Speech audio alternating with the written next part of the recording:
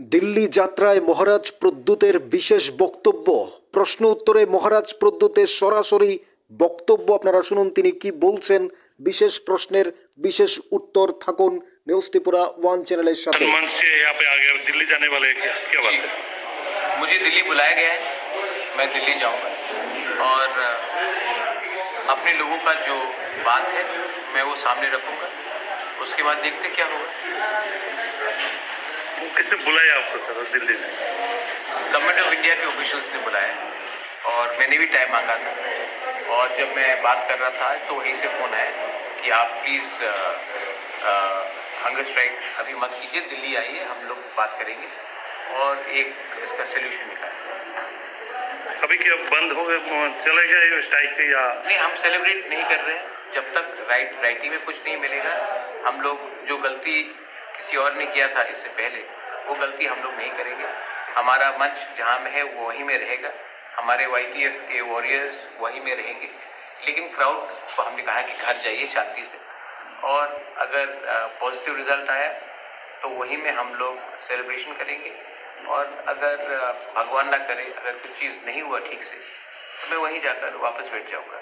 लेकिन ये मेरा एक कमिटमेंट है कि जब तक हम लोग राइटिंग में गवर्नमेंट ऑफ इंडिया से हमारे कॉन्स्टिट्यूशनल सोल्यूशन का कोई सोल्यूशन नहीं मिलता, हम अपने लोगों को धोखा नहीं दे सकते। सेकेंड चीज़ है, आप लोग नॉन तिपरासा मीडिया से हैं, मैं आपको एक बात बोलना चाहता हूँ कि हम लोग खिलाफ नहीं है कि जो भी बांग्लादेश से आए हैं, क्योंकि हम लोग अप्रिशिएट कर सकते हैं कि वहाँ में क्या अत्याचार हुआ, और कोई किसी को बाहर फेंकने के बारे में बात नहीं कर रहे हैं।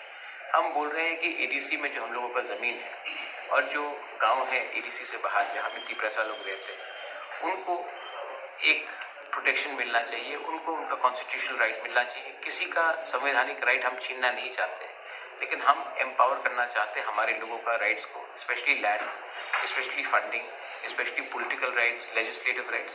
इसमें हम एनहांसमेंट चाहते हैं, क्योंकि हमारा पॉपुलेशन बहुत कम है, और अगर हम लोग आज अपने आप को प्रोटेक्ट नहीं करेंगे तो फ्यूचर में हमारे नेक्स्ट जनरेशन को कष्ट होगा। इसके लिए I appeal to all of you all कि जो मिस इन्फॉर्मेशन फैलाया जाता है वो आप उसको हटाइए, क्योंकि हम लोग वो पार्टी नहीं है जिसने अभी तक वायलेंस में कभी इंडल्ज किया है, और मैं कभी भी त्रिपुरा में वायलेंस नहीं देखना चाहता। लेकिन अगर हमने ऑनेस्टली अपने लोगों के लिए बात किया तो इसका ये मतलब नहीं कि हम किसी को नफरत करते। और मेरा बात कहना बहुत सिंपल है, किसी के घर में चूल्हा को आप बंद करोगे तो अपने घर में चूल्हा नहीं आएगा। किसी के घर में चूल्हा जलता है तो हमारे घर में भी जलना चाहिए, हम वही मांग रहे हैं। हम नहीं बोल रहे कि उनका चूल्हा छीन कर हमें दे दो। ये मेरा मैसेज है, प्लीज़ आप लोग कोऑपरेट कीजिए।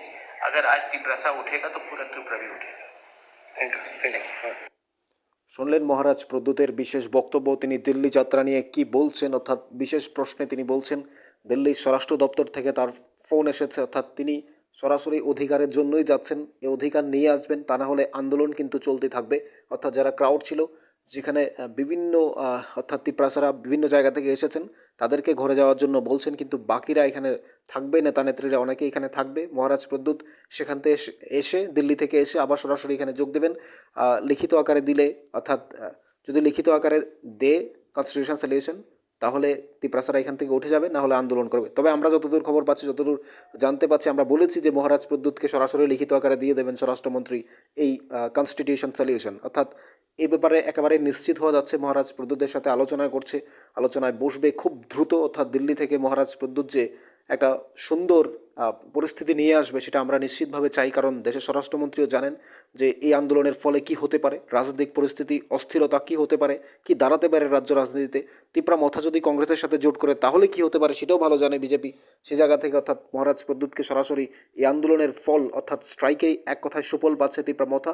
তারা তাদের আন্দোলনের সুফল অবশ্যই 14 লক্ষ তিপ্রাসার জন্য এটা একটা খুশির, এটা একটা আনন্দের বার্তা। তে স্বরাষ্ট্রমন্ত্রী অবশেষে মহারাজ প্রদ্যুৎকে অনেকদিন ধরে বলছিলেন যে এই গ্রেটার ত্রিপুরা লাইন কনস্টিটিউশন সলিউশনের যে বিষয়টা, কনস্টিটিউশন সলিউশন দেবেন, কারণ দেবেন বলেই স্বরাষ্ট্রমন্ত্রী একে মিশ্রাকে রাজ্যে পাঠিয়েছিলেন, দেবেন বলেই দুদিন আগে রোমান স্ক্রিপ্টের যে সমস্যা সেটা সমাধান করেছিলেন। অর্থাৎ আজ মহারাজকে আরও একবার কল দিয়েছেন দিল্লি যাওয়ার জন্য, আন্দোলন স্টপ করার জন্য, হাঙ্গার স্ট্রাইক তুলে নেওয়ার জন্য বলছিলেন। অর্থাৎ মহারাজ প্রদ্যুৎ তার কথা রেখেছেন, তার দায়িত্ব পালন করে তিনি দিল্লি যাত্রা করছেন এবং দিল্লি যাত্রার উদ্দেশ্যে বিশেষ প্রশ্ন করেছিলেন তাকে যে কি হবে কি হবে না দিল্লিতে গিয়ে। তো মহারাজ প্রদ্যুৎ সরাসরি বলেছেন যে আন্দোলন কিন্তু চলতে থাকবে যদি অধিকার না দেয় আমাদের। অর্থাৎ আমরা যতদূর খবর পাচ্ছি, আমরা যতদূর আপডেট পেয়েছি যে দিল্লি থেকে মহারাজ প্রদ্যুৎকে সরাসরি লিখিত আকারে দিয়ে দেবেন এই কনস্টিটিউশন সলিউশন, অর্থাৎ এডিসির দুর্ভাবনা, এডিসির দুরবস্থা, এডিসির যে চিন্তা ভাবনা, এডিসির অচল অবস্থা সব থেমে যাবে। এবার শুধু উন্নয়নের জোয়ারে ভাসবে এডিসি, এ ব্যাপারে নিশ্চিত হতে পারি আমরাও। তো আমাদের রাজ্যের মাননীয় মুখ্যমন্ত্রী রয়েছেন প্রফেসর ডক্টর মানিক সাহা, ওনার নেতৃত্বে এবং মাননীয় মহারাজ প্রদ্যুৎ কিশোরের ঐকান্তিক চেষ্টা নিশ্চয়ই ত্রিপুরা এগিয়ে যাবে দুর্বার গতিতে। এবং আমরাও চাই একটা বিরোধী রাজনৈতিক দল এবং একটা শাসক দলের মধ্যে যে সম্পর্ক বা সমন্বয় বজায় থাকলে বা দুটো দলের মধ্যে যদি রিয়েল আন্ডারস্ট্যান্ডিং থাকে, তার মধ্য দিয়ে রাজ্য কীভাবে এগিয়ে যায়। এবং এডিসিকে বাদ দিয়ে শ্রেষ্ঠ ত্রিপুরা সম্ভব নয়, তাই এডিসির কথা ভেবেছেন মহারাজ প্রদ্যুৎ কিশোর একজন অসুস্থ মানুষ। তিনি অসুস্থ হয়ে আমরা দেখেছি দিল্লি থেকে সিঙ্গাপুর, কখনো লন্ডনে গিয়ে তিনি চিকিৎসার জন্য গেলেন। দুদিন আগেও তিনি দিল্লিতে অসুস্থ হয়ে পড়েছিলেন। অর্থাৎ এই তো তার যে বক্তব্য ছিল ফার্স্ট অন টু ডেথ, অর্থাৎ সে কথাটার মানে আমরা প্রত্যেকে জানি বুঝি। অর্থাৎ এই আন্দোলনটাই তার জীবনের শেষ, কারণ এখানেই তিনি মৃত্যুবরণ করবেন আন্দোলন করতে গিয়ে। তিনি বলেছিলেন, অর্থাৎ মহারাজ প্রদ্যুৎকে সুস্থ থাকার জন্য কিংবা সুস্থ বার্তা, একটা সুস্থ কয়েক ঘন্টার আন্দোলনের মধ্য দিয়েই মহারাজ পেয়ে গেলেন তার অর্থাৎ আশ্বাসবাণী, তার একরাশ স্বপ্ন, তিপ্রাসাকে সুন্দর রাখা, ভালো রাখা, পাহাড়কে উন্নত করা, এই পাহাড়ের উন্নতির শিখরে পৌঁছে দেওয়া, পাহাড়কে একটা সুন্দর পরিবেশ দেওয়া, একটা সুন্দর পরিকাঠামো দেওয়া। অবশেষে সেটা স্বরাষ্ট্রমন্ত্রীর মধ্য দিয়ে সাকসেসফুল হতে যাচ্ছে। মহারাজ প্রদ্যুতের এই বক্তব্য আপনারা শুনলেন, তার দিল্লি যাওয়া বক্তব্য নিয়ে আপনাদের কি মনে হয় জানাতে পারেন নিউজ ত্রিপুরা ওয়ান চ্যানেলের কমেন্টস বক্সে। আমরা আপনাদেরকে সমস্ত আপডেটগুলো পৌঁছে দেবো একের পর এক। আর আজকের এই আন্দোলনটা যতটা প্রভাব পড়েছে ত্রিপুরাতে, তার চেয়ে বড় প্রভাব পড়েছে দিল্লিতে। তার কারণ আমরা প্রত্যেকে জানি সামনেই লোকসভা রয়েছে। এই লোকসভার আগে এই আন্দোলন কিংবা এই স্ট্রাইক একটা জাতীয় রাজনৈতিক দল, যেখানে 2টা সিট রয়েছে ত্রিপুরা রাজ্যে লোকসভার, এই সিটগুলোর পরিস্থিতি কী হতে পারে। তার মধ্যে জনজাতি যে অংশটা রয়েছে পাহাড়ে দাপিয়ে বেড়াচ্ছে তিপ্রামথা। অর্থাৎ আমরা যতই বলি যে লোক তিপ্রামথা থেকে সরে যাচ্ছে বা পাহাড় ভাঙছে, এই হচ্ছে সে হচ্ছে, কিন্তু অবশেষে মহারাজের একটা কথায় আজকে দেখেছেন আপনারা কত লক্ষ লক্ষ লোকের সমাবেশ হয়েছে। অর্থাৎ সেই জায়গায় দাঁড়িয়ে বোঝাই যাচ্ছে যারা মহারাজের এই আন্দোলনে এসেছেন তাদের ভোটগুলো মহারাজের বাক্সেই ঢুকবে। অর্থাৎ ভোট বাক্সটা কী হতে পারে আমরা প্রত্যেকে জানি। 2023-এর নির্বাচনে আমরা দেখেছি মহারাজ প্রদ্যুতের কীভাবে 1-0 থেকে তিনি কীভাবে 13টা সিট দখল করেছেন, অর্থাৎ আরব কীভাবে ভোট কেটেছে আপনারা দেখেছেন। তো সেই জায়গায় দাঁড়িয়ে আজকের এই আন্দোলন কিংবা স্ট্রাইক দিল্লিতে একটা চাপ সৃষ্টি হয়েছে, যে চাপের ফলে দিল্লি মহারাজ প্রদ্যুৎকে যে আশ্বাসবাণী তাকে ডেকেছে তার অধিকারগুলো দেওয়ার জন্য, আলোচনা করার জন্য।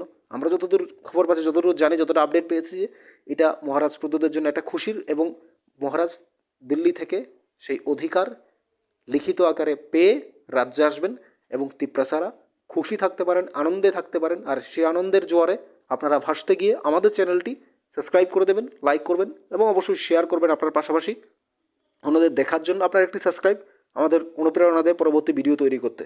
আমাদের সাথেই থাকুন। আপনার মূল্যবান বক্তব্য, মতামত কমেন্টস বক্সে জানাবেন।